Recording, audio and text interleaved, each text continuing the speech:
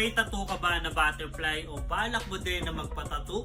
Dapat lang din na alam mo to. Ang butterfly tattoo ay isa sa mga pinaka-popular na design at madalas ay may malalim na kahulugan. Depende sa taong nagpapatattoo, pwede itong mag-represent ng transformation at bagong simula.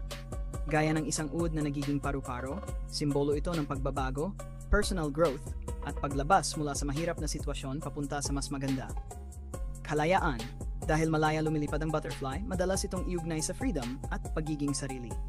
Pagiging pansamantala ng buhay. Maiksi ang buhay ng paru-paro, kaya reminder ito na sulitin ang bawat sandali. Kagandahan at femininity. Dahil sa kulay at ganda ng pakpak, madalas din itong iugnay sa grace, beauty, at pagiging babae. Pag-ibig at kaluluwa.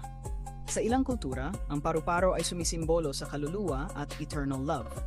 Kaya kung may butterfly tattoo ka o balak pa lang magpa-tattoo, pwede mong bigyang kahulugan ito bilang tanda ng personal na pagbabago, kalayaan at pagtanggap sa kagandahan ng buhay.